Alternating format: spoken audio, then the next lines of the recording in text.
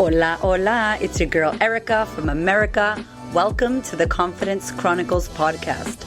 This podcast is all about helping you stand in who you are. Stop giving a fuck what people think about you. Start standing as your fully expressed self.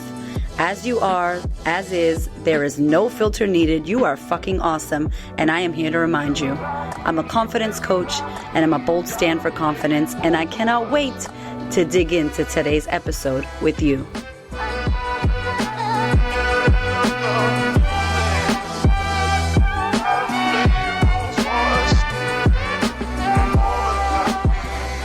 Welcome. Oh my God, everybody. We're so excited. The excitement is like through the roof already.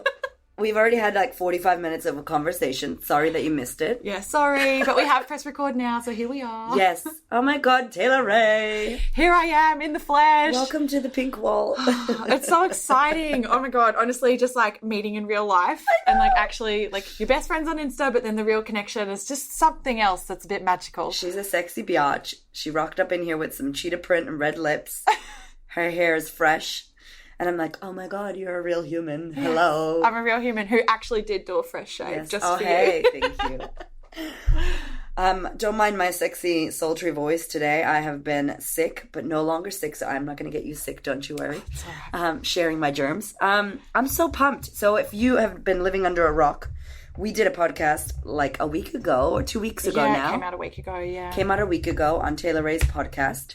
So please go and listen to that because we had lots of fun. We talked lots of amazing stuff. And I was like, you need to be on my podcast because we have so much to discuss about you and your amazingness and your story and what you're doing for women in the world, which is why I love you. I'm just like, get around, good ladies. So before we even start, I'm just going to ask you the question that I ask most of the people on the interviews, which has been 2 people because I haven't interviewed many people. New format, y'all. New Lucky format. number 3.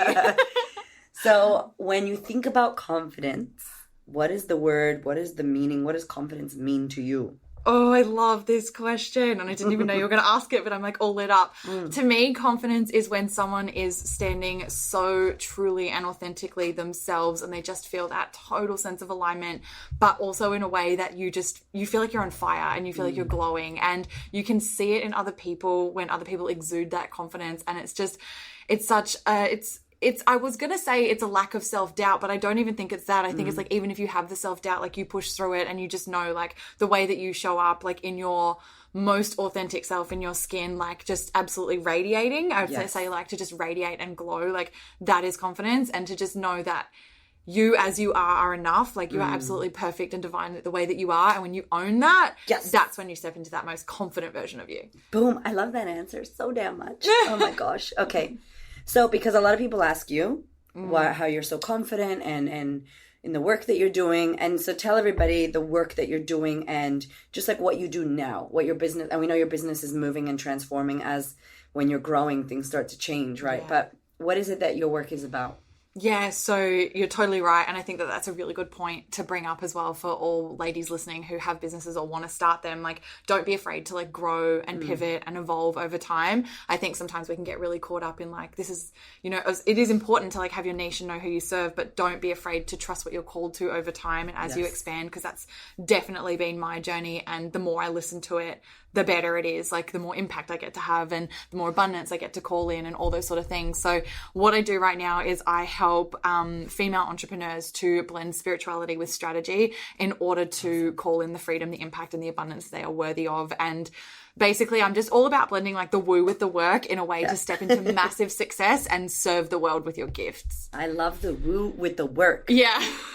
And it's huge because especially right now, do you feel like we're coming to a point where women are awakening, humans are awakening, so much. Right? Yeah. And I think it's the most beautiful thing. And, you know, I think that you know, we're so blessed as women to be able to work, because obviously that's not a privilege that we had a while ago. Yeah. But I think that what happened was when women obviously entered into the workforce, obviously it was such a masculine, dominant energy sort of that was going on. And so we sort of basically went, okay, cool, like I'm just going to step into this masculine energy as well. And that went on for so long. Whereas now, and I love the movement that's coming through, and you can feel it so much. And there's so many incredible women out there having such an impact in this space. And I feel very grateful to have connected connect with so many, you being one of them, you know, Me like too. Yeah.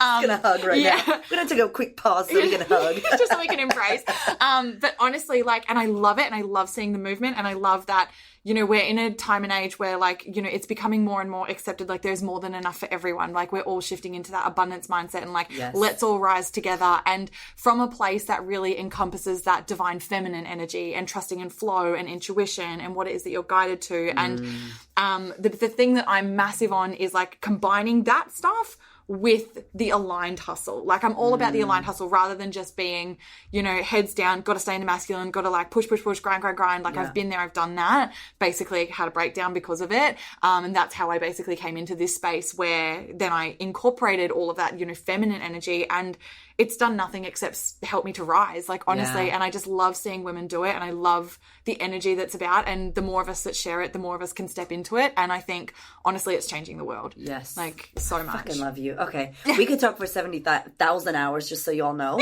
I love what you said too, because tell us, before you did this, before you were, you know, working with the woo and the work, like, what were you doing before that? So you, before all of this, that got you, even before you even met or came into spirituality or the essence of that? Yeah. So I have a business background. So I went to university and studied business, majored marketing. And then my whole thing was like, cool, I'm going to get into, like, corporate, 9 to 5, climb the ladder, CEO. Like, that was my whole vision, like, all the way through uni. Yeah. That's marketing. What I wanted to do. Oh my God. And honestly, I fell into it as well. Like, I left school, side note, but thinking I'd be a surgeon, like, literally a pediatric surgeon. Why since did I you was think young. that? Since I was just very young. The reason that I thought it, and I've always been, you know, at school, like, very ambitious type, like, skipped a grade at school, like, straight A student, like, that was me. And so through school, it was very like, Taylor is smart. So Taylor does maths B, maths C, chem, bio, physics, like, all the smart subjects. Did I necessarily love them? No, but for me, like, at the time, that was my identity as, like, the smart kid and like the one that just took all the hard things. And so I did that. And so, you know, you do those hard subjects. What are you gearing towards? Well, something in medicine, like, that's kind of where it's going. And for me, when I was young, I saw that, you know, being a surgeon was, like, the hardest and most prestigious thing you could do. Isn't that crazy that's what you got as a kid? And that's what I believed. I'm going to do this thing. Yep, that's what I believed as a kid. And so, you know, I graduated high school when I was 16, straight into uni, like, and it's so funny, like, you're uni and you've just turned 17 and everyone's like, oh, you're going to hit the bars. And in Australia, like, 18 is the legal drinking age. Yeah. So, just in case those who aren't in Australia and are like, what, 21? But no, she was in college at 17, y'all. Yeah, and so everyone's like, let's go to the bars. And I'm like, oh, I've just got to go home to my parents. I'm not old enough. Like, yeah, fake ID, no? Okay. No, I did not. So that was, like, the path that I was on. Basically, universe had other plans. I think because I was just kind of pushing myself too hard, I was commuting, like, 4 hours a day to, like, drive and then the train and then go to uni and then home. Like, I got really sick. I got a really bad liver infection, actually. It was actually quite bad. So I had to defer from uni and take some time out. Whole lot of things happened, but I ended up totally different. But I was like, I might give journalism a go. Like, I like talking and I like communicating. Let's do that. Did that, and then decided to go back down to Brisbane, which was where I was originally studying. And they were like, why don't you do a dual degree in journalism and business? It's only an extra year. And at the time, I literally was like, why would you do a business degree? Like, that seems so weird. Why wouldn't you just go into a business? But I was like, well, it's only an extra year. Why not? Got in, fucking loved it so much. Was like, screw journalism, and, like, dropped my journo subjects and went straight into business. Loved marketing. Amazing. So I got into that world. And so, went through corporate, realized very quickly that, like, fuck this, like, I don't want a ceiling. Like, I want to be able to create whatever I want to create, and I don't want to be capped by, like, a limit. So I was like, I want to start my own business, and I really wanted to have an impact in the way that I wanted to have it. And at the time, I was very passionate about health and fitness. I'd been through a bit of a journey myself, so I became certified as a PT, started my first business, which was called the Fierce Project. Of course it was. Yeah. Amazing. And it was all about helping women find their fierce, but through fitness. So, like, confidence, basically, in themselves and loving their bodies. And I adored it. I loved all my clients so much. But to be honest, like, I was just someone who was so, and this brings us back to what you were asking, so in that hustle and grind mentality that if I wasn't killing myself, I wasn't successful. And I hustled and grinded till I died. Like, literally had a breakdown, like, physically, emotionally. I ended up in hospital at one point. I tore muscles in my body that I shouldn't have because I was getting ready to compete in powerlifting, like, too many things all at once. And trying to run a business, both online, in person, all the back end, like, just everything. And I legitimately just went through a breakdown. And got to the point I just couldn't do it anymore. Like I was running like 32 classes a week, like on my own, trying to run a business, like all these clients. And yeah, it broke me. And at the time it was like the worst thing ever because I was like, oh shit, like this was my purpose. Like I've been building this for 2 years. What am I supposed to do now? Like I have no purpose. And that created a lot of anxiety in me and like a lot of very teary nights, like kind of crying yourself to sleep. And, yeah, honestly, like that went on for a little bit until one day, honestly, like I was just walking down my hallway and out of nowhere, like something just hit me in the face and was like, this is happening for you, not to you. Yeah. Stop looking at this as a bad thing. Like this is happening for a reason. You need to find the why. Really? So yeah, just out of nowhere. And at this time, like I just found podcasts, and the only podcast that I had listened to was Amanda Bucci, who's like, she was in the fitness world. Now she's huge in business and a lot of listeners will probably know her. And I found hers, and then she had interviewed Manifestation Babe, Catherine Zenkina. And I was like, what is this? And so I started listening to that. And then all these other podcasters like talking about mindset. Do you see? The universe. Yes. This is why I started a podcast because honestly, these girls changed my life. So then I was like, well, I need to now share. Yeah. And so it was funny. Like I think little things that subconsciously had been dropping in front of me that I'd been hearing, like just in the couple of podcasts I'd listened to were like giving me the signs. And then one day it was just kind of like, stop wallowing in your pity party. Yeah. Get out of it. Like there's something else that you're meant to do. This isn't it anymore. Like it's time to evolve. And I was like, okay. And it all changed. And I think from that moment, I just decided to be so open and receptive to the signs that were coming up for me, to things that were falling in front of me. Like people would recommend books to me out of nowhere. And, you know, like just little things like would pop up on the internet, on the internet, like Instagram accounts, like how am I following this all of a sudden? Like all these sort of things. And it was all around like the mindset work, the energy, like trusting in like your intuition, like allowing things to be more in flow. Like, and it just gave me such an insight to spirituality. So then I just consumed it. Like I couldn't stop. So then I just went out of my way and learned all that I could and then infused it with the business side of things. So that's where like the spirituality and the strategy come in. And yeah. And then basically like once I did that, everything exploded. Wow. So much. So question for you, if we go back. So when you were hustling PT, building a business, I heard you say you were doing in-person, online, group. Like, where did that come from? Was that like that I need to do all of these things? Was that like your own inner like scarcity of time, or was that like you learned that, or how? Where do you think that came from? That's such a good question. I always wanted to be in the online space forever. Like from the moment that I decided I wanted to have a business, I always just saw online as being where it's at. To me, I was like, I don't want to restrict myself to a location. I want to have a global audience. And like if someone needs my help in Canada or anywhere, like the States, England, whatever, they can access me. And it annoyed me to be stuck in a location. However, at the time, I didn't know, which is so funny considering what I do now, but at the time I had no idea how you're supposed to get an audience online and how do you get clients online. And so it was safe for me because I first started working just at a gym, at a Good Life gym, and, you know, you build your clients up there because you're in a location. And then when I went and started like boot camps, that a lot of the girls like were like, oh my God, like coming with you. So then they came. And so it kind of was very organic how the physical location began, which unfortunately kind of trapped me. So I didn't really want that to be the thing that I was doing. I really wanted to be doing online, but because I didn't know how to do it, I sort of stayed with what was safe. And like looking back now, like my biggest advice to myself would be like hire a fucking coach or a mentor or somebody who's done it and get them to show you. Because I struggled for so long by myself trying to figure this out. It didn't go that, like it went okay with like the online stuff, but I found the face-to-face easy because, you know, people refer and you can do newsletter drops and you're in a location. Like, so it, you know, especially in like in a PT, like fitness, like obviously that's kind of easier, I guess. I guess you could say easier, maybe not. But at the time it felt safer. And so it sort of grew itself. And then, then I still was trying to do the online, but it wasn't really working out. And I think it all had to crumble so that I could really get clear on what I wanted to do. And that was obviously to be helping women still in online only, really. And that's what I do now. So it's online only now. Yeah. So majority of my clients are in the States and Canada, like probably like 75%, like over 50% of my audience is in America. Figured out how to do it, I know. It all came full circle. But we've definitely got things like planned. We want to be doing like retreats and like events and those sort of things. But it's definitely, everything grew in the online space because I basically started a whole new Instagram and started the podcast, and the podcast blew up. Yes. And that's where everybody kind of found me. And so then it became very organic, where it was like, how can I work with you? Like those questions were coming to me. So that was magic, you know, to be like, oh, okay, like, wow, like, and so really, like, your answer is like, start fucking showing up in the space that you want people to find you. Like, of course, people aren't going to find you in a physical location. On an online location if you're focused on physical. Like, you've got to be where your ideal client is hanging out. Yes. So, like, you know, once I did start doing that, which I literally started a podcast because it was fun and I like to talk. It just happened. And then obviously, you know, as it grows, like, you learn more and more about all the strategy and the online stuff, online marketing or ads, all that sort of stuff.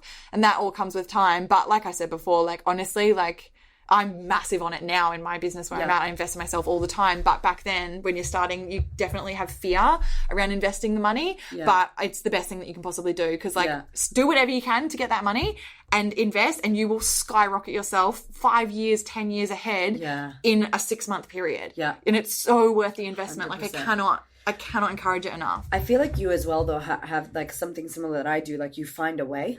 Oh, yeah. You know, like, it sounds like even back then when you were like, for those of you listening, and you're like, you're a unicorn. How did you do it, though? But what was the steps?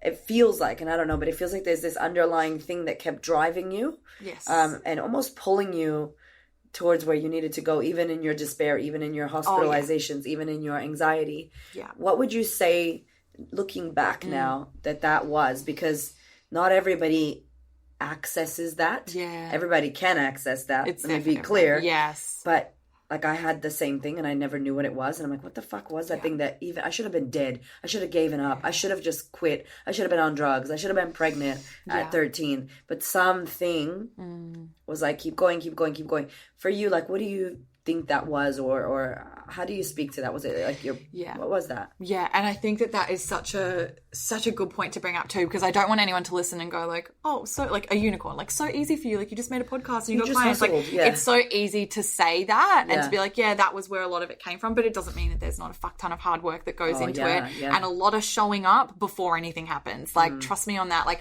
if you wanting to be, you know, building out clients or building a business or anything, realistically having an impact, like, be prepared to show up for a long time and create massive fucking value for a really long time. When no one's paying attention. Yeah, when no one's paying attention. And then all of a sudden it's going to be like, bam, here it is. But, and then it kind of snowballs from there. But what I would say in terms of, like, you know, kind of having that never-ending drive, like, you know, it's honestly, I think that it comes down to just, like, knowing that there was more out there for me, and there was no way that I was going. I refuse to settle. Like, I'm just someone who's like, if I want it, once I've decided, it's done. Like, there's literally no question about it, and I will do anything to make it happen. Like, I will literally do anything. And one of the biggest things that I will say is success leaves clues. So if you are trying to figure it out, like I said, like, obviously investing in yourself is a great way to go and I would recommend it. But if you're at a point where you're just trying to get the ball rolling and you want to, like, start to just take action and start to, you know, get to that point where you can invest in yourself, look at the people who are doing what it is that you want to do and model it. Like, and I don't mean go out there and copy them in their language and their posts, like, not cool. At all. Like, 100% bring your personality, your value, your flavor, your energy, everything to it. And it needs to be you. But look at the way that they are doing. So, and when I say what they're doing, like, how often are they showing up online? Are they posting on Instagram every day? You know, what sort of things are they putting in their podcast show notes that allow people to work with them? Like, all those teeny tiny little details, like, that's accessible. It's the internet. Like, every piece of information you need is out there. That is so true. So be resourceful. And, like, honestly, the clients that I have that are the most successful that I work with, like, yes, we have such a beautiful container for transformation. And yes, I'm going through and helping them to come to the answers and giving them steps and things like that. But the ones that go that extra mile, that are like, okay, I'm resourceful and I'm, you know, Tay, I've been looking at this, like, I found this information on this. What do you think? And they're going that extra step. They're the ones that kill it. They're the ones that go, like, I've had girls in 30 days go from literally homeless to 5-figure months. Like, 30 days changed her life, like, because she stepped into her power, got so freaking clear on what she did, showed up for those that needed her, but went the extra mile in the little things, you know, and was like, okay, I'm trying this, I'm doing that, like, you know, I've got this idea, what do you think of this, rather than just hoping that the answers get put in front of you. Thinking that I hired you and it's going to happen. Like, they're the students that read all the books and then they research the cliff notes of other books and then they watch the videos and they... Because that's the thing, 2019, it's such a... Like, Joe Dispenza always talks about how, like, we're in the era of information. So it's not a lack of information. It's a lack of, like, application. Action. Yeah. Like, you're not doing anything with the work that you've got. And oh so, my God, I've got the best quote for this. Yes, tell me. I know we're going to talk about Tony Robbins a little bit later, we're but obsessed with Tony Robbins. I went to Tony Robbins' UPW event just recently, and the biggest takeaway, the thing that just hit me in the face was, if you say that you know and you don't do, you don't know you shit. don't know. Yeah. So unless you're applying what it is that you are learning, you don't know anything. Like, I love you're that not so fucking much. So, and I think it's just needs to be addressed. Like, you know, yes, take the courses, invest, do all those sort of things, but don't then just go, okay, cool, next course. Like, take the time to implement what you're learning. Take massive fucking action, because action's where it's at. Yeah. And that's like a big thing I drill in is like, everybody thinks like manifesting is the law of attraction and think about it and so it will be. And I'm like, manifesting is the actualization of a thought becoming your reality. What does that take? It's not just law of attraction. Yes, that's part of it, but it's the law of action that comes with it. There's so many universal laws, but like I'm big on like, if you don't do the action, like you're not fulfilling your part of the process. So what do you expect is going to happen? Exactly. You know, so take the action. Yeah. It's all about it. Like you have to move towards what you want. Yes. You can't just like meditate. Some money is going to land on your fucking lap. So throw it in the window. Here's a mill. Oh, hey. And it's so funny too. Like this is so like side, but we like to go side. Yeah. I'm doing a podcast about this and it's like, it's such a tricky time because I am learning with my homegirl Angel about my bleed. I'm learning about like the moon. I'm learning about all the things about, you know, the universe and the feminine energy and the slowing down and the trusting your body and tuning in. I'm learning all that. But because of my past and how I grew up, all my trauma, I decided to kill meaning. So nothing meant anything. And for me, it really worked because if I'm hungry, I'm not grumpy. I'm hungry, I'll eat. And I'll just be who I am. Like, oh, I haven't slept. It's like, well, go fucking sleep. Don't be grumpy, you know? So, like, I took away all meaning. But now I'm trying to learn how to put it back. And I notice how so many of us are like, well, because it's Mercury retrograde, you know, like, I just can't. Or, like, did you know it's a full moon and the fucking Aries and the Jupiter and fucking Pluto? So that means, what the fuck does that mean? So a little bit of it, like, I love that you said it's not, like, woo-woo. Like, some of that shit is like, are you sabotaging yourself?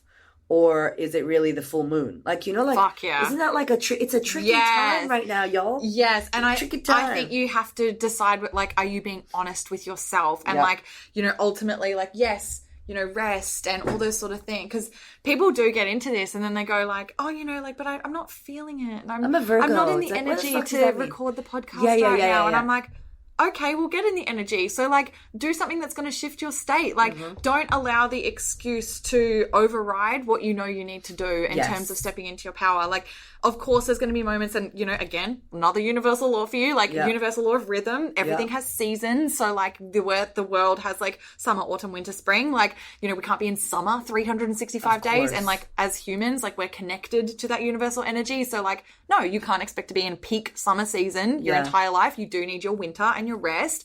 But be honest with yourself. Like, are you resting just a little too much? And, like, kind of blaming a lot of different things from a place of fear. And that's what you need to really ask yourself. Why am I not doing this? Why am I not showing up? Like, and ask, like, be honest with yourself. Like, ask that question, figure out what the fear is, and then ask yourself, is this fear fucking true or not? And I promise you it's not going to be true, because fear is a little bitch that is just like ego trying to keep you down. And, like, you don't need that. And when you can break down fear to see it as basically a lie. And I love to shift fear and to go, I've reframed fear. So for me, fear is no longer something that is a bad thing. It's a positive, because I'm like, when I feel fearful, I know I'm on the cusp of an up level. Like, I know something big's about to happen. That's why I feel nervous. So instead of feeling like, oh shit, I actually celebrate it. Yay. And I go, yes, here we go. Something magic's going to happen. Does it feel comfortable? No. Does it mean I'm not going to do it? No. I'm definitely going to do it, because I know that the best version of me is on the other side of that fear. So yeah, I think you're right. Like, it is definitely a tricky time. And, but I think that it is valuable to learn those things as well. I don't want anyone to listen and think like, oh, she doesn't value that. Like, I definitely do. And I feel like, you know, it can be very easy to go in and out of it. But when you sort of pay attention to the moon phases and things like that and everything like that with your cycle and everything, not that I'm an expert on that stuff at all, but I always notice when I pay attention to those things, it always does line up to one of those things. And giving myself permission to lean into that and to go, oh, okay, cool. So, you know, I feel this way. And you know, for me, full moon is kind of always like a wild time. Like, and I do start to realize like a pattern. So you can start to recognize those patterns to negate them and to kind of move around them and treat yourself in a way that serves you and also serves your your purpose and what it is that you're it's like doing. being self-aware. Yes. Like, know thyself, like really from a deep space of like, what do I need right now? Like, it's a great question. What do I need right now? Okay, I need to sleep. Should I need to do my work? Should I need to show up? So what do I need? Yes. What do you need right now? Yeah. So you've went through so much. You've learned so much. You always get the comment that you're so energetic and optimistic and positive and high vibe. And if you follow her on Instagram, her stories are the best. It's just like if you're in a shit mood, just watch Taylor's stories. You just start smiling because you can like feel the energy off the screen. And I love that about you. Thank that's you. one of my favorite things about you. And it's not like, let me just pretend to be really, really happy. It's like, you're like, hey, like you're just like caffeine vibes in a good space. Like get on here and just make people happy. So for people out there that are like, fuck, how are you so energetic, optimistic, positive, high vibe all of the time? Obviously it's not all the time, but like, how do you find that for yourself? Like what gives you that energy and that high vibe? That is such a good question. I It's love it. It's coming out of you. From all angles. Yes, girl. Yes. Okay, so I've always been quite an energetic person. Like I've always just kind of had this, but I think it's really important to recognize too, like maybe you watch someone like me or someone else who's on that sort of like energetic level and maybe you're more introverted and you think to yourself like, oh shit, like I could never do that because that's not me.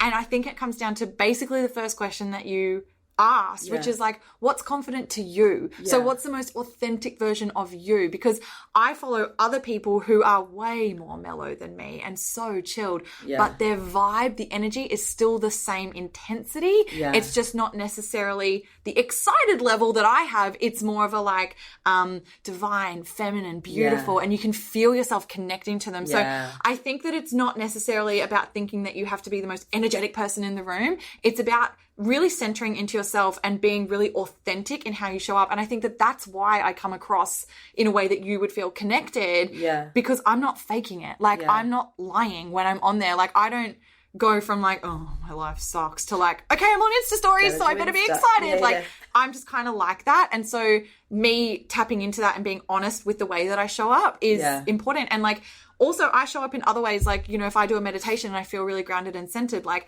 that will still be me authentically, but it won't be that. It'll be more like this, like more that real centered, grounded sort of energy rather than me in your face, like hyping you up. I've been on there and I've cried, but like, you know, I think just sharing honestly and like really organically is the thing that people will connect with. And I think tapping into what that means for you and your personality is so important. And I think as well, it's really about managing yourself offline as well and making like, don't get me wrong, like I definitely have my down moments or my moments of stress or my moments of overwhelm or, you know, angriness or whatever, like all those sort of things, like they definitely come up. But I think it's about like honoring those as well and realizing like, okay, if I feel that way, why is it? And you know, okay, prime example, last night, like I was feeling quite like strung out, like just so many things going on at the moment. And I was like, oh, just feeling stressed about all the things. And I just made the decision like, okay, no more social media and emails. I'm done. Like, and I literally was like, I'm not looking at my phone and put I put Spotify on. That was the only thing I was allowed to put music in my ears, went for a walk, came back, had a spa, had a swim, put essential oils on, made all the lights really low in my house and watched Riverdale, like on Netflix. Like, please like remember that like you've got all of these beautiful things that you love that make you feel good. Like honor those and do those things because that fills your cup back up so that you can show up fully when you do for the people that you're showing up for. It's like that balance for self. Like integration of, okay, I gotta work, I gotta do the things. And it's good that you know too, like it seems like you're tuned into what you need in the moment, which is like, I gotta put my phone down, I need to show up, I need to take a moment, I need to have a breath, I need to walk. Which is so fucking important that we don't get out as much as we need to get out. I wanted to ask you, there seems to have been so many times in your life where things have come up or challenges have popped up that you've overcome them. And obviously you've become super strong and you've become who you are and resilient because of them. But what was like a big fucked up, lacking confidence, troublesome, tough time where you had to, like murky, swampy time where you had to feel all the feels, deal with the thoughts, come out of and how did you find yourself like there and moving from there to out of there? Well, I guess we'll kind of go back. So like I'm 27 now. I've been with my partner James for 5 going on 6 years now. I love so James. Shout out to James. Yeah, shout out to James. And those who watch my Insta stories, like, James is basically the highlight. Like, everyone's like, oh, James! Like, so if the girls are listening who watch Insta, they'll know who we're talking about. But yeah, so we met when I had just turned 22. Actual shout out to him, though, because he really did help me to see myself a lot. Like, and I remember when I met him, he's 5 years older than me, so he was 27, and I was like, oh God, like, so much older than me, like, why, look at you, nearly 30, like, at the time, and now, like, I'm literally that age.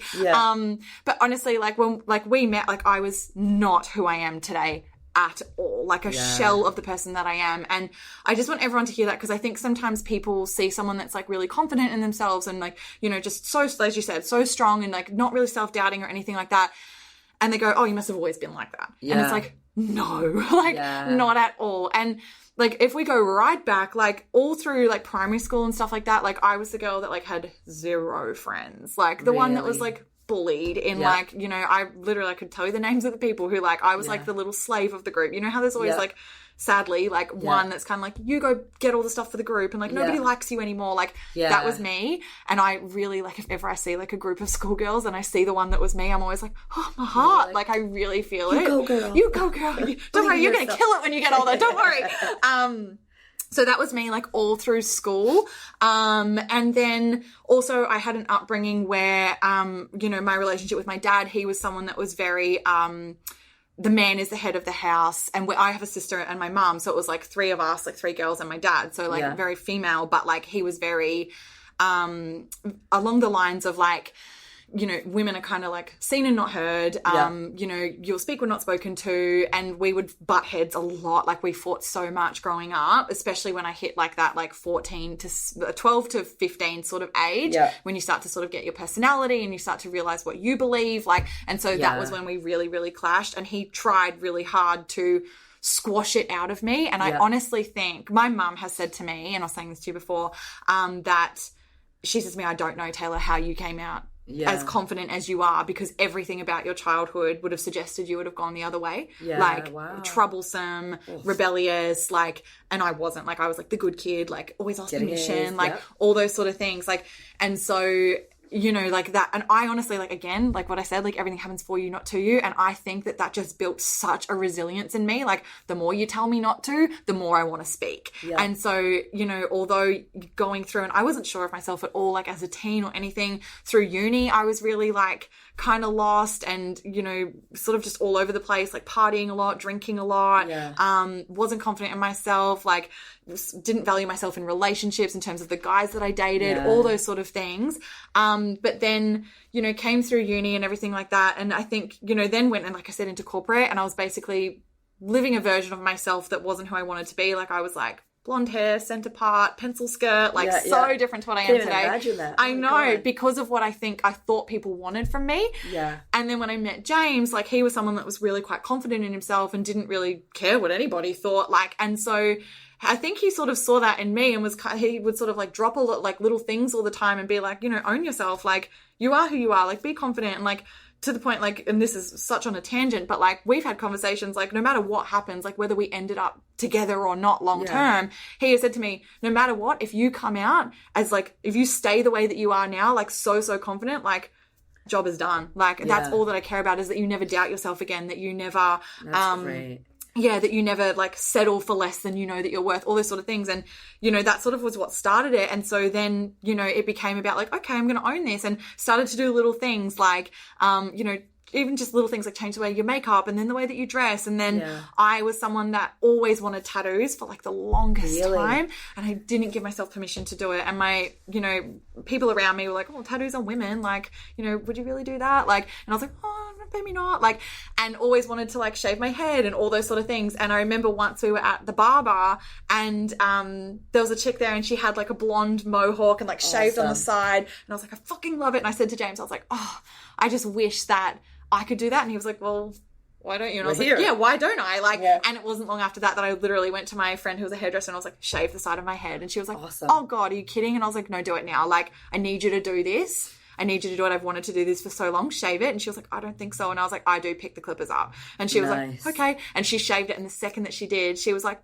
oh my God, you're like a different person and this suits you so much. And it was like, you know, like a phoenix rises from the ashes. Like it was suddenly like, yes. here I am. Like, yeah. And then I got my sleeve tattoos, and honestly, the more I own it, the more confident I get. And I think it's been such a journey. And I think that it's just, yeah, long story. But like, I think that, you know, for wherever you're at in your life, if you're kind of like hiding in a shell of yourself and you know that deep down you want to do something different, whether you're, you know, rocking goth because everyone else does and you want to be preppy, or the other way, like start to give yourself permission to step into that, because that is where that confidence and that authenticity is going to shine. And honestly, everybody who thought it was weird, doubted me, thought that tattoos were weird, said don't shave your head, every single person has been like, you have absolutely exploded as a human. Like seeing the way that you are now, you shine. Like I've never seen you more confident. I have friends who they thought that they like knew me, and then on the other side were like, you're so different, and I adore it. Like the way that you show up now is incredible. And I'm so glad that you did this for you. You just fully expressed now. And then you just keep owning it more and more. Oh my gosh.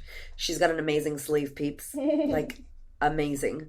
And it's so funny, as a hairdresser, I remember whenever like women would want to change their hair, like they were about to change their fucking world. And it was like, oh, you're going to go black, or you're going to go blonde, or you're going to shave your head. Okay, shit's going to change. Yeah, it's getting Listen, real. I think that's where Britney Spears went off when she did that. Like literally her life changed. Yeah. And people were like, oh, she's crazy. But I think she had her own awakening of like, totally I'm fucking over this shit. Yeah, I don't want to be what other people ask me to be anymore. Yeah. Like, I fucking love it. Okay, I want to ask you, because you had said that, you know, you were like split down the middle, blonde hair, pencil skirt, right? And I'm like so visual. I'm like, I could see that. What did you have anyone that inspired you, or anyone you looked up to that you were like, shit, I kind of like that. I kind of like that style. Like, was there a secret inspiration? Because it must have been, I mean, if you were doing that, but you really were like shaved head, tattoo, red lips, like was there anyone that kind of inspired you? I really wish I could give you an individual person, like someone that really did it, but not really. Like, there's not one individual person, but there were like a lot of little people who I couldn't even really think of, but like I would save photos on Instagram and things like that and be like, oh, I love that hair, or that tattoo is amazing. Someone that it's not like my inspiration, but I adore her, is Rihanna. Like I just saw her in Scotland and cried. Like I was so emotional to like see her, and I always loved her, and I loved how kind of like badass she was, and like was like, get the fuck out of my way, like I don't even care, and like has whatever tattoos she wants, and like always did whatever she wanted. So I always loved her. I wouldn't say that was like the inspiration for it, but like I don't know, I just saw women showing up with their tattoos and their different haircuts and everything like that, and like I just loved it so much, and I just wanted to step into it, and just one day decided to. And it's funny because like I definitely get looks like and it is, you know, you get it when you're out in the street, and because people make assumptions based on what you look like. Oh, is she a thug? Like, and James has like neck tattoos up to his chin, so instantly I think people are like, oh, bikies, like that's their initial reaction, like, oh god, what do you guys do? And you know, heaps of drug dealers, and like the building that we live in is it's a lovely building, and it's like all quite wealthy people, and I think that they like, you guys are at home all the time, like how do you make your money? What are you guys doing? Yeah. So we definitely get looks and stuff, but like it's funny, I get looks from like especially older people, like you know, sort of 70 plus, like if you're like crossing the road or whatever. But what is always so interesting to me is if we get the time to actually speak. So if it's like an event and I meet someone that's older, they are always the ones that come up and they'll touch my arms and be like, it's so beautiful, especially women, you know, oh my God, I love your hair. Like James comes from a Samoan family. Yeah. Very traditional. And his grandma, everyone was so worried that grandma was going to be like, oh, your hair, like she's going to hate it. She loved it. Stroked my head, kissed it. Everyone was like, wow. And I think it's because like that generation never gave themselves permission to do things that were different. And so now they see it and they see someone rocking it. They're like, oh, good job. Like, I love it. Get it, girl. Which is always so surprising to me. I love that. I think that's really true, though, because people see, and even when people judge, I just feel like, and you know this, but that part of them is just like, oh, I wish I was like that. But they're it's easier to like tear you down. But really, you doing what I want to do. And it's just like taking that and appreciating all the parts of it and being like, look, you know, I'm going to show up regardless. And, you know, your dad or your mom or whoever's going to think what they think. But you can't sacrifice your happiness or your purpose or your life. And look at everything you're doing. Yeah. You're so not a surgeon. No. In my scrubs. You're a business surgeon. She's a business surgeon. That's honestly, that's so true. Oh my God, how crazy. So how would be your family dynamic now? Like when you, because bless your dad, he was your biggest teacher, and bless my mom, and she's mine still, and my 4-year-old. But, and some of my students, I love you. Far out, y'all are teaching me things. How is the relationship now with your family and now with what you're doing and, you know, who you are and your strength and all of that? Yeah, good question. No one's ever asked me this. And I don't speak much about this sort of stuff. And I'm glad that you've asked because here we go. It's quite interesting, actually. And it is something that I've always wanted to talk about, but the opportunity has just not really come up. So I feel like this is maybe a few podcasts to come about this. A few podcasts to come. So yeah, like I said, I had a really turbulent relationship with my dad growing up. And basically from the perspective of like I wasn't enough. Like no matter what I did, it was just like not good enough in everything. School, life, relationships, all those sort of things. And so it was really, really turbulent all the way through. And then, probably about like 22, would have been 22, 21, 22. We just got to a point where like, no matter what I was saying, like it was just like, you're wrong, Taylor. Like you didn't do enough. Like, and I just was like, okay, well, whatever, like, and basically we got off the phone one day and then my dad can be quite a stubborn man and will just kind of wait until forever. And I always was the one that would kind of go back and try. And one day I was just like, I'm done. And I actually cut it off and was like, I'm just not going to call again. Like, and we'll just see how it goes. And it went for 4 years. Wow. And this is actually such an interesting story. I'm so glad you asked me this because literally like 4 years. So like think about it, like I'm 27 now. So I was 26. So this is literally last year. And so I was reading Gabby Bernstein's book, Judgment Detox. Again, universe just fucking showing up, and I was listening to it on Audible and I was walking, and the whole book is basically about like realizing that like judgment, like if you're judging others, like it's got to do with insecurities within yourself, like learning to let go of those things. So basically what you were talking about before, like if someone judges you, it's a mirror of what's going on for them. But she really speaks about it from a way of like healing all the things in your life and letting go of judgment and why it doesn't serve you, and why like if you judge others, it's literally creating a hole in yourself. Like if you don't forgive other people, it's creating a hole in you. Like it actually doesn't impact the other person at all. And anyway, so I was listening to that book and I could feel it. Like I just knew that this was all leading to my dad. Like, and it was everything else had kind of lined up in my life. Like, but I knew that this hole was there, like to do with my dad. And I remember where I was walking, like I was walking along, morning walk, and like listening to Audible, and she started to talk about, okay, I'm now going to tell you about my relationship with my dad. And I was like, oh fuck, here we go. And I literally was like shaking because I was like, I know what's happening. I know that I'm being told to do this. And also that morning I'd pulled a tarot card that was like break the chain, and an oracle card, so it was break the chain, and it was like family issues, like break the chain, don't let things carry on. So I was like a ball of nerves because I was like, I just know everything's like, it's at a climax, like here we go. And so when she said that and she talked about all the issues with her dad, and she was so honest and raw about it, and then she was like, you know, I just decided to like get over it and to like speak to him or whatever it was that she did. And she sort of was like saying, and I stopped in my tracks, like I stopped walking and I looked at my phone, my hands were shaking, and I was like, I just have to call him now. And I walked back to my house, and I remember I sat in the back of our ute that was just parked in the driveway, and I'm shaking, and I dialed his number for the first time in 4 years. And I called him and he just answered and was like, oh, hey, Tails. Like, that's what he calls me. And I was like, hi. Like, and he was like, oh, how are you? And I was like, yeah, good. And I just like looked at and I told him all of that. And I said, honestly, I'm just calling to say like whatever has happened. It's done. I don't hold any resentment. I want you to know that I'm your daughter. I have love for you. And I just want this hole to be healed. Like, am I saying that, you know, I expect you to come and like hug me and do all that? Like, no, I just want you to know I'm here. And if you want to call, you can. And that was that. And then we basically, like, James and I were actually moving to Melbourne like 2 weeks later. So it all just kind of like timed up because this was in Queensland and he lived up there as well. And so he said, look, I'd love to see you before. I know. She made me cry. I'd love to see you before you leave. And so we caught up for like a little brekkie and stuff. And so that was good and healing. And like so much has happened. Like he's gotten married in that time. Like all these things. Like I didn't know her. Like because your parents had. My parents are divorced. Yeah. My parents split up when I was 17. Yeah, they were very turbulent too. And you know, Dad's over time really realized what he let go of. And so we kind of like had brekkie and stuff, and so that was good. And so we've sort of kept up like the phone calls and stuff. And I haven't been back to Queensland actually, and we're going at Christmas, but I haven't been back since we left. But stay tuned. Yeah, to be continued on her podcast.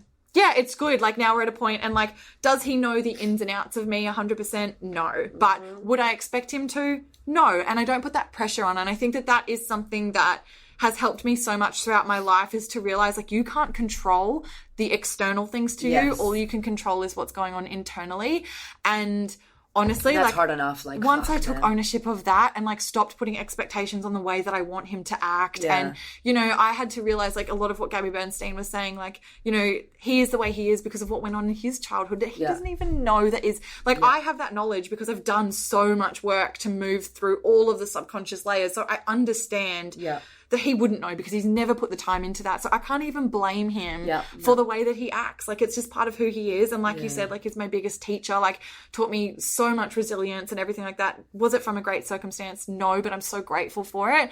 And I just have to like heal and let go and forgive. And in forgiving, the hole in me was filled and it healed itself. And yeah, like I said, like, I don't expect him to know every single detail of my life, but just to know he's a part of it is a good thing. And I've just, especially, you know, over the last year as well, have just really just focused on coming into that love, like, you know, into that space of just really that heart-centered space. And there's so many things. I have one of those families that, like, both sides are really dysfunctional, like, people don't speak to people and all these sorts of things, and it's all very like that. But like, no matter what, I just have decided, like, I just hold love for everybody and I just send love to them, like, at all times. And even my relationship with my sister as well, like, with that's getting better as well, and that's a whole other story. But like, even the other day I was thinking of her and she called me, and so that, to me, it's just one of those things, like, you send love out, it's so received. And that's often why those synchronicities happen, where like, you'll think of someone and they'll call you, or you know, you pick up your phone and there's a message from them, like, those sort of things. And that's happening more and more with my sister as well. So like, I just think, like, the more that you can take ownership, like I said, of who you are and what's going on for you, and don't put expectations on others, and realize that holding judgment of them only hurts you, when you can let go of that and just come into that place of love. It's so powerful. And it's such a massive responsibility. She made me cry, just so you know, because I'm a mom, right? So I'm a mother and my son's 4. And I was just like imagining, as you were talking about me not speaking to Raven for 4 years. Yeah. And I just like got very teary-eyed, just so you know, y'all. Thanks, Taylor Rae made me cry. Doesn't take much. I'm a fucking crybaby. It's huge because you realize, you know, how important these relationships are and these dynamics, and you know, how much parents and how much that relationship gets affected when we really put our kids down and we don't allow them to be who they are, or we, you know, and I think that our parents, and even now parents, we parent how we were parented. So like, we parent from the past. And those of you that listen to the podcast, you know that I talk about this shit a lot, about being responsible and about you being Gandhi and you being the change and not expecting anybody else to change. And I can see, like, all the work that you're doing, your major awareness. And this is so funny because I'm having the same thing with my dad. Like, my dad left when I was 2 and I didn't know him, and then he kidnapped me, and then I was angry at him, and then all this stuff. And like, we've been chatting on Facebook, and I bought him a ticket to come to Australia for Christmas. And I'm like, ooh, like, I'm going to be, it's a that's going to be such a learning lesson. So much is going to happen there. Oh my God, it's like, this is my year of holy fuck balls, like the year of fucking holy fuck balls. And my mom will be here, and she doesn't know that he's coming, and she's going to be cool with it. 'Cause she was like, another story, but she was all right. She's gonna be fine. She'll be excited. But like, my mom and dad are gonna be in the same room, which I've never had. Like, I'm gonna be able to touch my mom and my dad, and never mind that my kids and my husband will be there, but I'm just gonna be like, these are the people that made me and brought me into this world, right? Like, what the fuck? Like, it's just, so when you were talking about that, I was just like, wow, feeling how huge it is, and really so honored and grateful to you for your honesty and depth, because I know that this podcast is going to heal so many people, because when you listen to things or read books and just share, like, you listen to Gabby Bernstein, and she was open and vulnerable enough to share about her life and stories, built a book that you got a hold of, that you listened to, that in the midst of when you needed it, literally, this is why she has a podcast. This is why I have a podcast. Like, this is why we tell you, we both say, like, own and share your story and get out of your own fucking way, because Gabby Bernstein getting out of her own way has helped thousands and millions of people. You're helping hundreds and thousands of people. We're all helping all these people, and you don't have to have a podcast to do that. You could just fucking get out of your way and show up. But because of that, you're able to heal a wound in generations, which now is affecting how your sister and her life, and like, fuck, I just think it's not easy, but I so rate you and I honor you because you're showing up and doing it. And by doing it, it's like, it's healing your dad. Like, this is healing your dad. Like, your dad's realizing stuff because of... Yeah. And you're not expecting him to be fucking Gandhi. You're going to do it. You're going to be the change in that... Yeah. Like, your mom and dad, and like, my mom will never change, but I'm so much better with her when she comes here. Not because she changed, because I'm better. Yeah. And so they get to be who the fuck they are. Yeah. Whatever you think about them. Without judgment. And you get better. And it's like, it's just so amazing. So I if have you, goosebumps. I know, I was like crying. I'm like, oh my God. So if you listen to Taylor Rae's podcast, you must listen, because after Christmas, there may be some stories of what's happening. It's great because the family dynamic is hectic. Wow. So much stuff that I didn't know about you. So that most people don't, to be honest. Like, I've touched on it really briefly in like client circles when it's like relevant to something they're going through, and I'll open up there, but I don't think I've ever spoken about that on my podcast at all. So first insight on the Confidence Chronicles. Never been heard before. We'll put this in the show notes. At 49 minutes, you will hear this. So you're obviously someone who's uber confident, and you practice it, like, and you show up. What do you do daily? What do you do, on a weekly basis? Like, what do you do to get yourself into state, to get yourself into that, okay, I need to show up, okay, I need to practice this? Like, are there certain things, like tangible things you do? Yeah. I'll give like a little thing that, just a side note, and then we'll go into what I do. But one of the things that, again, Tony Robbins, holla. We're obsessed. We're going to talk about him after amazing. This, okay? But he speaks a lot about how, like, what your energy comes from, and it comes from emotion, and that comes from changing your state. And so the 3 ways to change your state and to get into like a peak state are to change your physiology, so to like move your body in a different way, to change what you're focusing on, so your thoughts, and to change the language that you're using. And so those 3 things. So those 3 things are so, so powerful. And I loved his little framework, and then I love how that kind of like links into my life and the things that I sort of just do all the time. I am very, very big on having practices that really serve you, and having rituals that you just honor. And, I talk about this all the time in my story. I always talk about like my morning routine and daily non-negotiables and all these sort of things. So I guess on my end, like what I do every day in order to sort of like prepare myself to be able to show up in like such a confident way and to show up for those who need me is I really make sure that I have what I call a sacred morning ritual. So I go through and do my sacred morning ritual no matter what.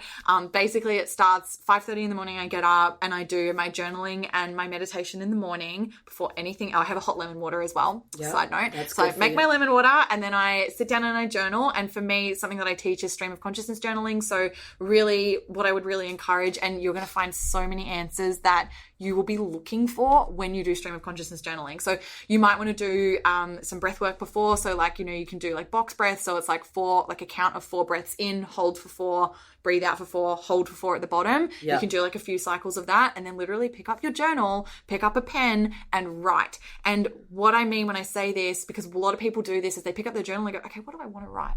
And they think about what they want to write rather than writing. And then they start writing, and then they go, oh, I'll pause. Is this what I want to write? I don't know. Like, is this what I really think? Is this my goal? I don't know. Who's gonna read and this? They filter it, and they literally, and so what I encourage is to pick up your pen and to write like it's not your hand, and you don't have control over it, and you just have to let it flow, and it's like you're reading it for the first time when it comes out. That practice changed my life, and it allowed me to deal with a lot of the inner things that I didn't even know were there.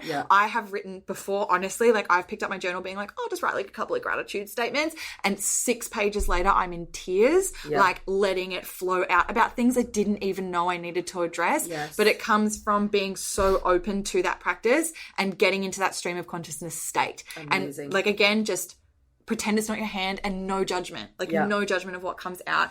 So I always do that. And then I meditate, and it will depend on what sort of meditation I want to do, whether I want to do like a breathwork one or a guided one or just silence. What I absolutely love is like theta meditation. So like listening to like the theta waves, and just, just being like centered. You can do like so many different things. But so do that. And then I always move my body. It's like an absolute non-negotiable for me is to, and again, this comes down to the physiology thing that Tony Robbins was talking about. I move. So at the moment I'm obsessed with doing 30-minute hill climb on the treadmill. I love it. And what I've actually incorporated it with is now I get a lot of my like engagement, comments, DMs, replies, admin, emails while I'm doing that. I love to do it because for me it's like, okay, cool. I'm like addressing my audience, I'm replying to things, but I'm also moving my body and it feels good. So I love to combine those two things just because I'm all about like which he says like, how can I do this and have more fun? It's like, how can I answer my emails and have some fun? Oh, well, rather than, because I would way rather be walking than sitting at my desk and doing it. You know, that's so great.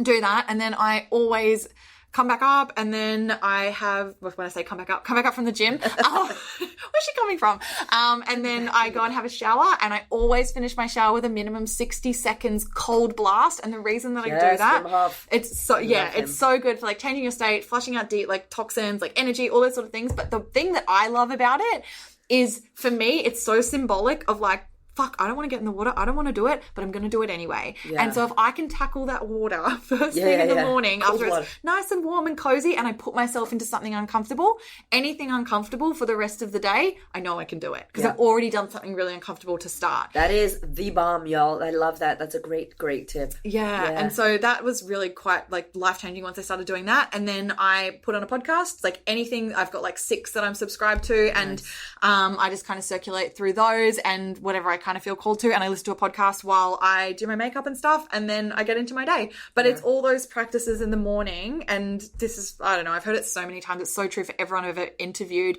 Having some sort of ritualistic practice in the morning just sets you up for that mindset of success, confidence, peak state, like if I don't do it, I feel it. Like I'm scattered for the day. I doubt myself more. Like all those sort of things. Like if I don't do that ritual, I've just, it's like a non-negotiable. And let me hook you up if you're a mama, because I know a lot of mothers listen to my podcast. And you're like, fuck that, I got kids, I can't fucking meditate.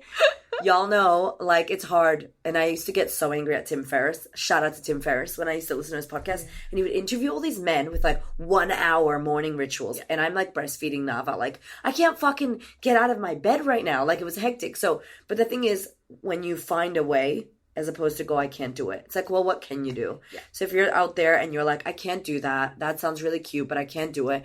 Ask yourself, what can you do? Yeah. Especially if you got kids, right? Like, we would get up in the morning, and toast and the Wiggles were our fucking morning, ritual, like initially. But it's like, you can burn sage, you can burn incense, you can light a candle, you can dance. I dance with my kids every morning. That's what we do. So good. We fucking dance, and then we light some sage, and my kid walks around the house going, bad energy, leave the space, good energy, clean the house. That's what he says. So cute. I'm like, don't fucking burn yourself with the sage. But that was the day our house burned down. That was the day that he got a big burn. But, like, find things that you can do if your mom. One of my friends has 2 kids, and she is a yoga nidra instructor, and she will sit there and do like breath work. Literally, her kids are climbing on her. Veronica, I love you, but I'm like, I can't be fucked to do that. So like, because for me it's like counterintuitive because I'm stressed out with the kids, so I don't do it with them.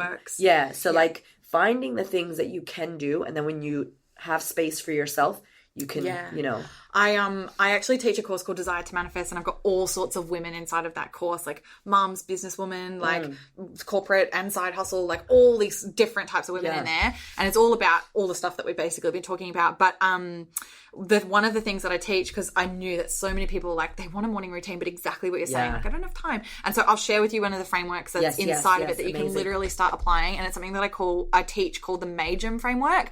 And so each of the letters stands for something. So your M is going through and doing your meditation. And when I say meditation, you don't have to sit there for an hour. Yeah. Do 60 seconds of breathing. And so, like, I so get, like I said, I've got mums and stuff in my course, and I'm like, you just get up 15 minutes before the time that you would normally get up. You can do your major, like the whole thing. And so, like, so do your meditation, then your affirmations. And again, you might like to journal them. Say them to yourself in the mirror while you brush your teeth. Yeah. I'm strong, I'm beautiful, I am confident, I am whatever you need. So you've done your meditation, your affirmations, journaling. Okay. So again, this could be like one sentence that you write out. You can write it out. Like, it doesn't have to be like a long process. You don't have to do stream of consciousness for 20 minutes if it doesn't serve you. Like, write out one sentence that you just want to make for your truth for the day. Energy. So something that like shifts your energy and makes you feel good. That can be anything. So maybe it is burning your sage, maybe it's making your coffee, like whatever it is. And then movement, so move your body. So like maybe that's, you just do like, you do a couple of yoga poses, or you dance with your kids, or whatever. You could literally get this practice done in like 5 or 10 minutes. And I always say this to my girls, like, take the Majum, figure it out in a way, because my biggest thing when they came in is I don't want to give you my morning routine, because I see it all the time where people try to emulate a morning routine, and if it doesn't fit in, they feel like they fail, and I hate that. Yes. And so I was like, here's the tools, make it work in a way that fits you. If you've got 5 minutes in the morning, you can still make it work. If you've got an hour, you can adapt it. Then you can take from the major on certain days, if you just really don't have time, pick 1 or 2 of the principles and just what you love the most. So maybe that is make it work. Yeah, you jump around, so you do the movement and you say 3 affirmations to yourself in the mirror. Like, I love you, you are beautiful, you are strong. You know, like, I love it. Easy, easy, easy. So like, no matter what's going on in your life, like, you owe yourself, you are worthy of 5 minutes for you, and find it and just take the major and figure out what you like in it, and just find a little practice that serves you, because it does have, I know it does, I've seen it so many times, it has the power to literally change your life from just a tiny little practice where you honor yourself. And what's that from? That's from your, what is it called? Desire to Manifest. So it's an 8-week manifestation course, working through everything. There you go. You can hit her up and get into that course, because it's so important. It's so important that we do something for us, that we take time, and that we intentionally start. Like, you got to start your day, and so many of us get on our phones, and oh my god, don't do that. Get me started. It's hard work. Yeah. Maybe spiritual poos in the morning. Yeah, a couple of spiritual poos. Yeah. I need to get that tattooed. Seriously, my first coach, mentor, best friend, soul sister, she's Tandra. I love her. She used to talk about, like, I do a spiritual poo. And I'm like, oh my gosh. And now literally the intentional word of, like, a spiritual poo, anytime I have to speak, or, you know, literally I'll tell people on stage, like 80 people in the audience, but I had to do a spiritual poo. Like, I was just freaking out in a good way. And they were like, what the fuck did she just say? But it's like, let's normalize poo. Yeah, like, and it helps you to own it. And like, after you came on my podcast and we talked about it, and then I put it on my Insta, and now people are like commenting, like, hey, I just did a spiritual poo. And I'm like, yes! Like, we're all just getting comfortable with this. Yes. It's so, because it's not like, it's a normal fucking thing. And poor Oprah, when I meet her, I'm going to be like, I told so many people about how you leave skid marks on, you know, beautiful, expensive ass toilet porcelain bowls. And I'm sure you do, Oprah. And see what the fuck Oprah has to say about that. She'll probably agree. She's like, yeah, I do. Yeah, I'm Oprah, but that happens. Yeah. It's like, well, let's normalize poo. Totally. Oh my God, I love you. Okay, so last thing that I want to ask you, but not last thing that we can talk about. But last thing, you know, we're big on action. We're big on the tools. 2 things. We're big on the tools and the things people can do. What advice do you have for any women out there who are like, I don't know if I want to start my own business. I don't know how to make this hustle into full time. I don't know, blah, blah, blah. Like, what advice would you have from taking someone from they don't have it yet to they want to have what it is that we're doing and we're building? Yes. Such a good question. I'm so glad you asked this. The biggest thing, so a lot of the time what people come up against is this, like, I don't know what to do. I don't know. I want to help and I want to serve, but I don't know what my purpose is. And so I really encourage, like, you need to get very quiet with yourself and start to ask yourself some very big questions. And one of the biggest things that you can ask yourself is like, if money was not an issue, what would you be doing? Like, literally, what would you be doing if money was just not an object? If you just didn't have to worry about that at all, what would you be doing? And then start to think of yourself, if you couldn't fail, what would you do? Yeah. Because those are basically the 2 things that hold the majority of people back. Yeah. They're scared that they're not going to succeed, or they're scared that they're going to ruin their life and not be able to afford anything, and then they'll be homeless. Like, you know, so there's that sort of fear. You take those 2 things away, you're going to be left with a bit of guidance around the answer that you're looking for. Yeah. And then what you want to start to do is you want to start to pair it with, like, what am I actually passionate about? What do I care about? What if I could speak about something for the rest of my life? I could speak about it underwater. I could speak about it till I died. What is it?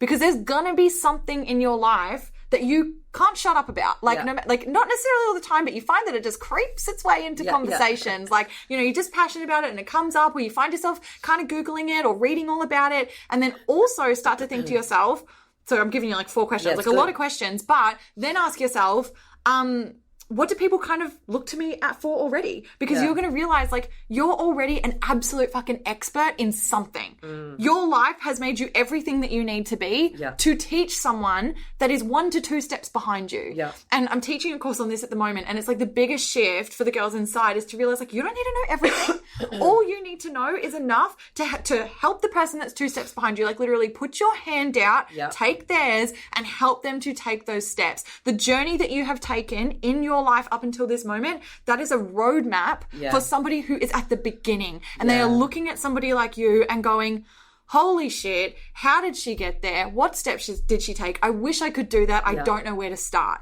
And then it's just about realizing like your journey is your product. Your journey is your service. And when you can start to go through a process that actually allows you to like, okay, I'm going to take this and that's step 1 and then that's step 2 and then, oh my God, here we go. Yeah. And like, it's literally what we've just gone through on the course. Yeah. And the girls come out of like a module and they're like, holy shit, I've got a whole course planned out and it's just my life. Like, and you know, and so passionate about it because you're passionate because you've been through it. You know, you want to serve. And so and also what I was saying before is, start to think about like what do people already like ask you for advice on too in your friendship circles. You know, you're going to be the go-to for something. You're going to be a little bit better at something than the rest of your group or maybe your friends or your family or whatever. Like people will kind of see you as an expert in something whether you see it or not. Even ask your friends. You know, is there something that you think that I'm particularly good at? Like ask them because people see you in a different light than you see you. You often are far more critical of yourself and think like, oh no, I'm not good at that. Like there's people who are way better than me. Who cares? They're not showing it and showing up in the way that you show up. Yes. You could be teaching the exact same thing as another person down to the wire, but your personality and your story and your light is going to resonate with person A, and person A isn't going to resonate with that other person, but person 100%. B will, but person B won't resonate with you. And that's where there's more than enough for all of us, and we all owe it to the people who are waiting on us, who resonate with us, who need our help, who need to go through those steps, who are in that journey. They're in the thick of it right now. They're waiting for you, and it is such a disservice to you and to them if you don't show up, if you don't start to take those steps. And so ask yourself those questions, figure it out, and start doing it. Oh my God, I love you. That's all like FWOT, not worried about what people think about you, get out of your own way, step into service. Yeah. And it also sounds really like when you're not thinking about how you're so shit and not good enough, you're not like self-centered, you're going outwards and seeing how you can be of service. Totally. And it's like your life. Yes. And so like being open to share your story and learn from your story and all of the things. Oh my God, the best thing ever. I do want to also discuss how we're so fucking obsessed with Tony Robbins. Yes. So and I haven't talked about this. This is like, I keep saying this is a whole nother podcast, but I haven't done the podcast yet. We were in a cult. It wasn't officially a cult, but it was a cult. Yeah. And I didn't know Tony Robbins at the time, even though I was American. I didn't know Oprah as much as I do now, even though I was American. So I knew of her. I knew of him. We did this cult. And then when we got out, I was like anti any more cults. And then I saw Tony Robbins, and literally the man from the cult like took everything from Tony Robbins. But didn't say this is Tony Robbins, this is Oprah, this is whoever. So it was like his own, like successfully clues, all of that. And I was like, oh, I don't like that. I don't like that. I don't like Tony Robbins. I don't like anything about him. And then I started like really, really like going, okay, pretend you didn't know that he stole everything of him. This is actually who he is. And like fell in love with what he is. And obviously the I Am Not Your Guru on Netflix. Go watch it. He's amazing. And you know, we've talked about how you went to UPW and how people get him wrong so much, and how he is such a self-expressed person that he's cool for people to get him wrong. Totally. You know, and it's like, we're obsessed with him because we know, like for me, I think like he doesn't have to do what he does. Like he's got a fuckload of money. He's already made a fuckload of impact. He's feeding billions of people. Yeah. He's changing the world. Like he doesn't actually have to rock up to UPW anymore, or do a date with Destiny next year in Queensland. Like he doesn't have to do it, but he fucking does. Yeah. Yeah. He's incredible. My He's goodness. so incredible. And it's amazing too, because like you'll see so many things that like you've learned from someone, but it's kind of just come from somewhere that's like trickled down from something that like Tony taught, and he was taught by Jim Rohn. He's the original. It's kind of like Jim Rohn and then Tony and then like all the other things. Like it all gets circulated and shared, which is amazing. But a lot of it does definitely sort of stem from an idea that's kind of come from that sort of space and been circulated. Yeah, because he was the first original. He's the OG coach. OG, yeah. Like the coach never existed. And I think it's so interesting that people get him wrong because he is hyper masculine. Which, how do I even say it? Like, I feel like it's what a masculine vibe should be like. Like, he's a lover, he's a caretaker, he's gentle, sexual, he's gentle, he's out there, he's big, he's tall, he's expressed, he's powerful, he's like a fucking lion, but he's also soft and sweet. But he definitely sits in the masculine space. And then when women get up and they're very masculine women, he kind of puts them in their place in a good way. Like, dude, you're going out, like you need to step into your femme right now. And I kind of think he gets like, why do you think he gets so much people get him wrong because you just went and saw him. Obviously, he's amazing. Yeah. Yep. So we went, and like I think a lot of the misconception comes from almost how the people who attend portray it. So I think that's where a lot of it comes from, because, and the reason that I say that is because obviously, you know, you're there, and what do you film when you're there? Like, you're not allowed to film like the content anyway. So like people aren't filming that. Obviously, there's so much of it on YouTube and stuff. Go search it if you've never seen it. But like the majority of what people share is like a room of 7,000 people jumping around to music, being super hyped. And if that's all you see on a 15-second Insta story, you're like, what the fuck? Like, and me and my partner James went, and you know, James is man's man. Like, he comes from Builder World. Like, so like he, you know, a lot of like his friends would be like, what are you at? And he had people literally reach out and be like, are you at a cult? Like, what is happening? And so I think that a lot of that happens where people focus on like the hype and all these sort of things. And even to the point of like, you know, you don't jump around to be like obsessive. Tony, you're the best.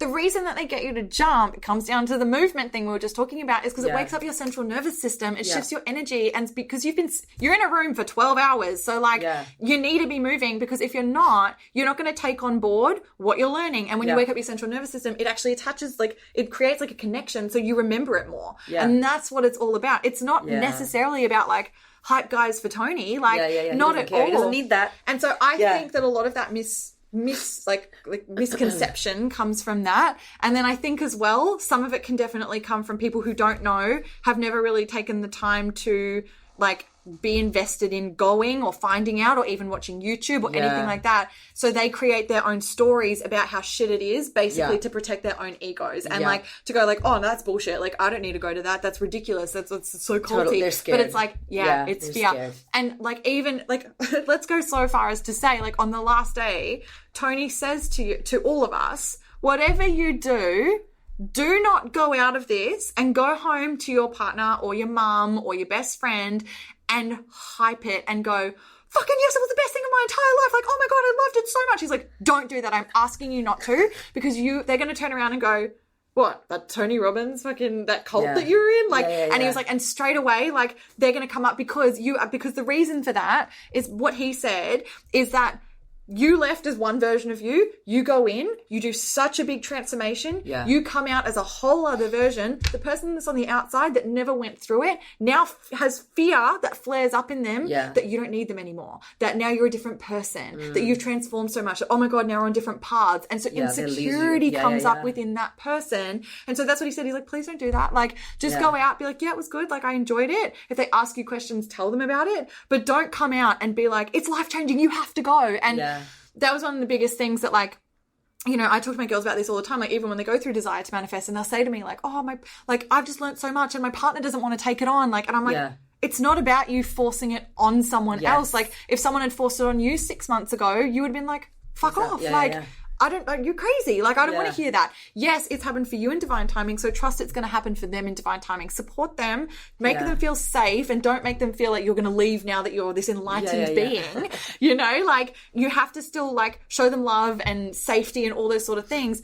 And when they ask you questions, kind of help them along the way. Yeah. And that's been so much of mine and James's journey. Like, when we met, it was kind of like I said, like, he helped me so much, and then I learned so much, and then, you know, would sort of like trickle things to him, and then he would learn. And so we've just been on this beautiful journey of growing together. And he wants to come with you. So you're not like, you need to get to Tony Robbins, which is so not sexy. Totally. And that so teacher-student partner relationship, that's not sexy. And so, exactly. And, you know, also, like, James is someone that, like, I'm, you know, like we were talking about before, like, super high energy. Like, I'm like a hype girl. Like, I love it. Like, I'm dancing in my seat 2 seconds in. Like, James is not that. Dancing in the hallway. Actually, high-fiving everyone, hugging, like, but like, welcome to the goal.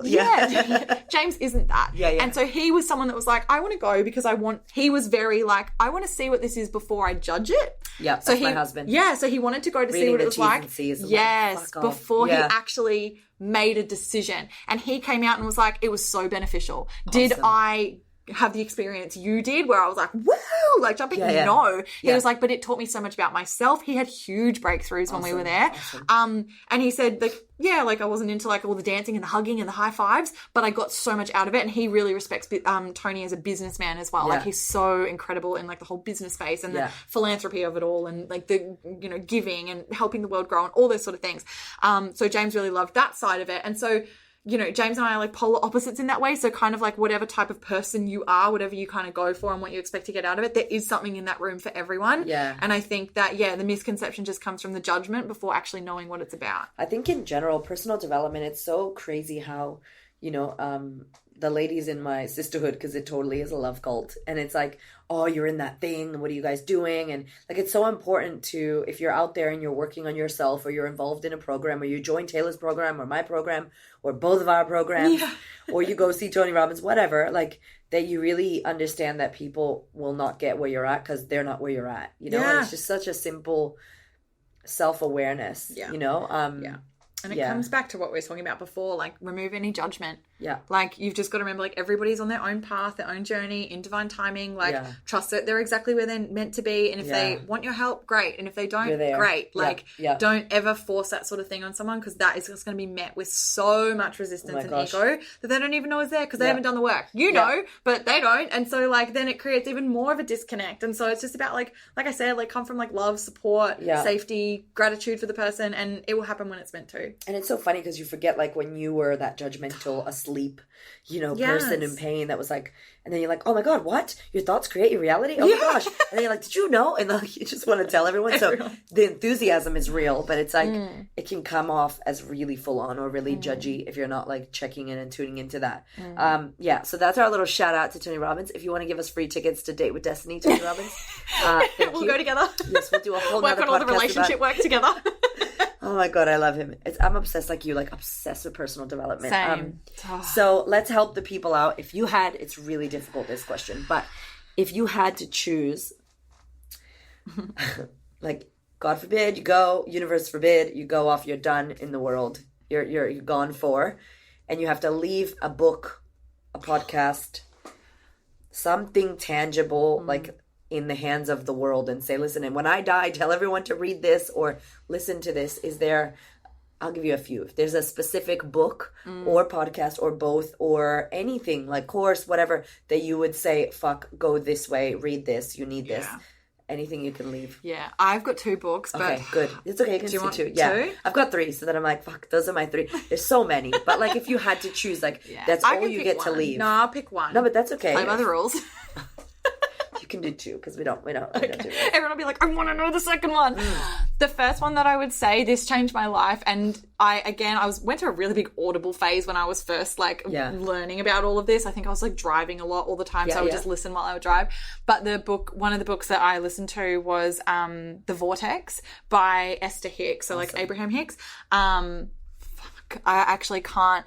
It took, I had to listen and then sometimes re-listen to parts because I was like, this is blowing my mind. Like, it made me see everything so differently. And what I love about, like, Esther Hicks, Abraham Hicks, is that it's so funny because, like, everyone, like, challenges what, like, Abraham will say and all those sort of things. And, like, they're like, yeah, cool, we understand that. And then they will just, like, have this whole counter thing that you're like, oh, that's the exact answer I needed. And so it's amazing. Yeah. Like, and so that for me was, like, one of the first things that I really listened to that was about, like, learning about, like the energy, like the vortex is what it's all about. Like, you know, the way that the universe works, law of attraction, manifesting, creating your reality, all those sort of things. So I so recommend starting there and have patience with yourself, like, going through it. Like I said, I had to re-listen to certain parts when, you know, maybe you're driving and your mind kind of wanders off and then you're like, fuck, I don't know what's happening now. And so you'd go back a minute and go, okay, I've got it.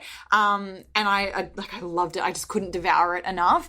So I definitely recommend that. And then the second book that I would say is The Power of Now by Eckhart Tolle as well. Yes. And holy heck, that is a good one as well. And he's an incredible man. Like, there's so many things in the book. One of the things that I just have taken away, actually not even in the book, I remember I saw like a video of him once and he said, like, instead of always paying attention to the words that come out, pay attention to the spaces between the words. Like, that's where the magic happens, like, in between there. And so, like, just all those sort of things. So, like, yeah, they're very in tune. Those 2 books are very aligned, like, very similar messages, but just different takes. And The Power of Now just really focuses on teaching you all about, like, recognizing, like, all you ever have is the present moment. Like, you know, focusing on the future is, you know, yes, have your goals and stuff, but don't get caught up there. Like, talks about, like, the different versions of time, like the human construct of time and then what time really is and, like, you know, why the past is irrelevant. Like, it's literally gone. Don't stay there. Like, and it just gives you so much power to literally come into the now and realize like that's where the magic happens. That's where you need to take action.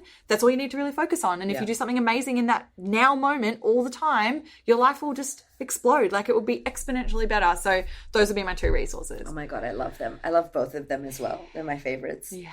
Eckhart Tolle. A lot of the listeners are listening to A New Earth, which is like, fuck, you have to listen to that 70,000 times. I've actually got that on my shelf, and what's so funny is I got it. It was given to me when I was, let's say 19 or 20, and I was going on a 3-month Europe trip. So like all around Europe, I tried so hard to read it. And why would someone give you that to go to Europe? It's like, I know, girl. I was like partying, like in the Greek islands, like trying so hard while I'm like hungover to read the New Earth. I know. Gosh, and I remember being so annoyed with it and being like, I can't read this book. Yeah, it's full on. Honestly, like, and it's so funny you say that because I've just remembered, like, it's on my shelf and I just haven't read it. I just keep buying all these other books, but I'm going to read it now.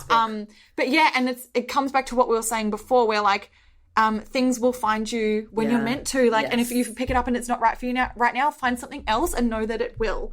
I've got other books like that. One of my auntie, she actually gave me a book called Conversations with God, which sounds like it's, have you read it? Yeah, are you kidding me? I'm obsessed with him. It sounds like it's going to be so religious, but it's so amazing. Like, and it's not, swinging you in any particular way about religion at all. That's a shit thing about the word God, because like Wayne Dyer says God, and I'm like, oh, I wish he didn't say God in The Shift. People sometimes have, such affiliations to the word. It's just a representation. And also A Course in Miracles, which I haven't read yet, but it's on my shelf, and I know. That shit feels churchy, though. I don't know. I got an issue with it. Me and my husband have been like trying to love it. I haven't read it at all. Even Marianne Williamson, like, because she's running for president in America. Yeah. And I'm just like, it feels churchy. But you know what? It depends on how you're thinking. But it is very... It's not like Tao Te Ching, like spirit words. It's very like Bible words. But hello, I feel like the Bible got corrupted from all of this shit. Oh, definitely. Like some of the messages in there are actually incredible, but they've just been interpreted so badly. They're in all the religions, like Muhammad's Jesus, and they all cross over. All the prophets, Buddha, Yeah. Those are good books. Yeah. Okay, you guys, go and follow. I will put everything in the show notes for this amazing human being. Thank you for being who you are and sharing so amazingly. And you are so on the right path, because you're spot on. Like how you talk, what you say, your message, like you're in the right thing. Thank you. All the good things are going to happen to you, for you, for everybody that works with you. I love you too. Shout out to Canada and the US and all of the UK. And everybody everywhere. We've got a beautiful global audience. Yes, they're amazing. We're so grateful. If you enjoyed this podcast, please make sure you tag us. Make sure you tag. Where's your Instagram? Actually, where can people find you? Yeah. We're going to put it in the show notes. Sorry, that's the question that you're supposed to ask people at the end. Where can people find more about you? And what do you have going on if someone's like, I want to fuck with that girl. I want to work with her. I want to do some shit, because like, let's pimp that out. Yes. All right. So in terms of where you can find me, I'm on Instagram and Facebook at Taylor Rae Peters. I'm sure you'll pop it in the show notes to spell it. It's annoying to spell it out. There's too many R's in the middle. But Taylor Rae Peters on Insta and Facebook. Come mainly on Insta, like literally come hang out on Insta. I'll see you in the story. Send me a DM as well if you found me from this podcast. I want to connect with you and just send you all the love in the DMs. And the podcast as well. It's the Strong Babe Collective podcast, and you can find that at strongbabe.co/listen. We may be having a cheeky makeover of the podcast coming soon. Exciting. So that may change up. We haven't announced anything yet, but there's some things in the works. Cool. So just keep an eye out. But yeah, just search Strong Babe Collective for now. We've got a Facebook group as well, which you can find. And yes, in terms of what's going on for us, so Desire to Manifest, that manifestation course, you can enroll anytime, so that's always open to you. Keep an eye out we're thinking about doing something fun for the Black Friday sales. Like, it's not a big thing in Australia, but it's huge online, so it's huge. Black Friday sales, so I think that we're going to do something fun for Desire to Manifest around that time, so pop yourself in the mailing list if you want to know what that's about.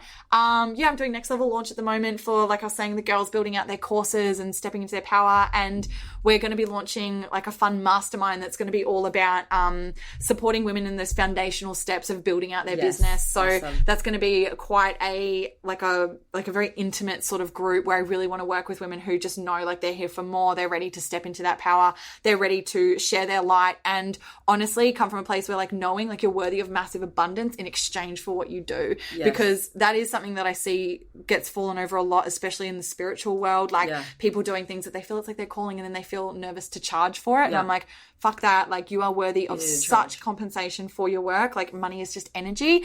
And so I'm all about facilitating a space for women to build those businesses, to be successful, to have an impact, and to call in abundance. So yeah, keep an eye out for that, because that foundation, that membership, that mastermind will be kicking off probably early 2020. So lots of magic happening. Good stuff. Thank you so damn much. Oh, thank you. I love I could talk to you forever. You're amazing. Everything you're doing is incredible. Thank you for having me. Oh, yay. Thank you, Taylor Rae. Thank you so much for listening. I so appreciate your ears, your time, your energy, and your attention. Please do me a favor and head over to Apple iTunes, subscribe so that you don't miss an episode, share this episode with a sister who you know needs to hear it, and if you feel called to, leave me a review. I'd love to know what you think about the podcast. I'd love to know how this information is helping you change your world. Thank you so much for being here. I know that there are many podcasts you could listen to, and I really appreciate you listening to mine. Have a gorgeous week, honey.